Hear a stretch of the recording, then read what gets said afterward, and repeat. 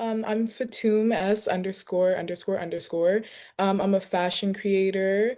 I'm also a commentary creator. I talk about struggles that I have as a Black woman in the academic field, and I also talk about struggles that I have as a Black woman in the fashion world. And I love to share like my fashion creativity with all my viewers. And I'm 18 years old, and I'm a STEM major, and I go to Napa Valley College. So I incorporate Black culture into my content, specifically through my fashion, as I take heavy inspiration from 90s and early 2000s Black culture and fashion. I mean, to me, Black fashion from that time is so heavily influential in the modern age. As you see in like streetwear and other types of fashion, it's very, very inspired by Black fashion. I really love to use my platform to share that to my viewers and share how I'm taking my inspiration from such influential people back at that time. Because really, to me, that is a blueprint of fashion. And not only through that, but I love to share like my experience, like I said, as a Black woman in the academic field. And I love to talk about both the positive and the negative experiences that I have. And I just want to share to like all the women that look like me that it is completely okay to face criticism in these fields, as it's so important to still push through it and still stay present within this like atmosphere. And what are some things people should know about Juneteenth? Like, what are some things that should be recognized?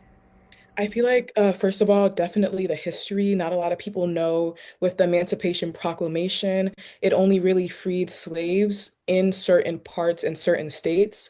But Juneteenth, June 19th, 1986, or 85, 1985, the last group of slaves were freed and in Texas, and it was finally like a lot of the slaves were freed.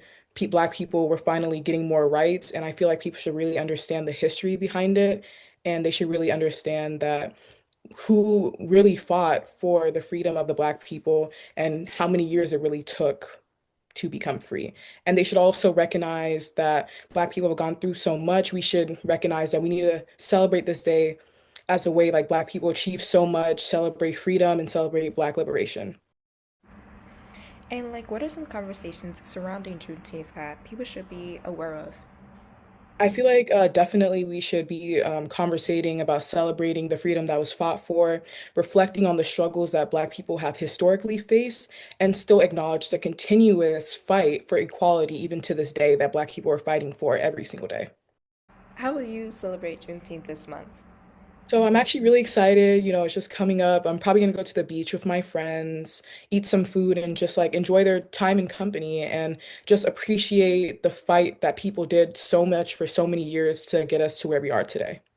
And I guess, do you have any advice for any Black creators or creatives? And this could be also to, any Black creatives who are interested in fashion just like you.